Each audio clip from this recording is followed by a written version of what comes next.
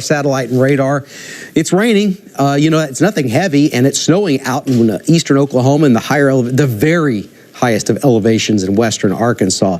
So what you see is what you get for the next several hours. It'll be light rain, nothing heavy, for the next 4 to 5 hours, all the way through 10 o'clock. But tomorrow and the rest of the weekend looks absolutely amazing. Chief Meteorologist Barry Brandt coming up at 6 o'clock with the newest information on that severe weather threat next week, and, of course, the all-important weekend weather scale. Okay. Looking forward to it, Todd. Have a good weekend. Thanks. Thank you for being with us for Channel 7 News at 5. We'll be back with more Arkansas news in 30 minutes, right after World News Tonight with David Muir. We hope to see you at 6.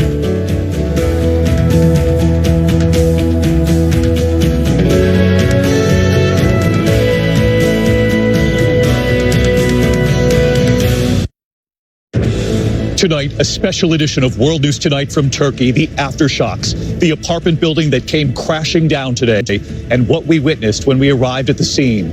And breaking news back in the U.S. tonight, the Pentagon now saying an F-22 has shot down another object in American airspace.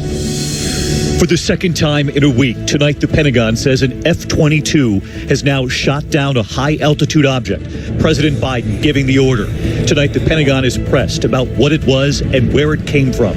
Authorities say the object appearing to be unmanned, but that it could have posed a threat to civilian aircraft. Martha Raddatz on the breaking news. She's live in Washington. Here in Turkey and in Syria, the second wave of horror, the aftershocks and tremors.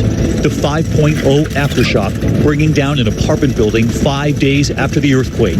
We arrive on the scene moments later, and what we witness: the search and rescue team, the calls for silence, the rescuers with their ears to the concrete, and news tonight: the 10-day-old baby rescued elsewhere from under the rubble. The mother saved too. And tonight, hear the urgent call for humanitarian help. The homeless here, the crush of patients in the hospital. Now more than 23,000 dead. Our chief foreign correspondent, Ian Pannell, right here with me tonight. There is also breaking news tonight involving both former President Trump and former Vice President Pence.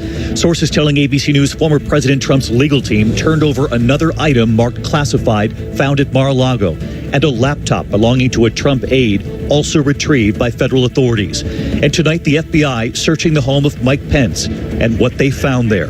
Pierre Thomas reporting from Washington. The war in Ukraine, and tonight the White House confirming President Biden will travel to Poland to mark 1 year since the Russian invasion of Ukraine. And tonight, Russia unleashing a barrage of more than 100 missiles today, targeting power plants in Ukraine. And what Ukraine now says U.S. intelligence is helping them do. Tom Sufi Burridge in Ukraine. Back home, there is news tonight: a deadly high school stabbing. Authorities say a 15-year-old student is dead. The school on lockdown for a time. Tonight, after that close call at JFK, the Delta jet and the American Airlines plane, the American Airlines pilots now subpoenaed, and why they say they won't talk to the NTSB. And for the first time since collapsing on Monday Night Football, Buffalo Bills star Damar Hamlin sitting down with our Michael Strahan. What he's saying about the person on that field who saved his life.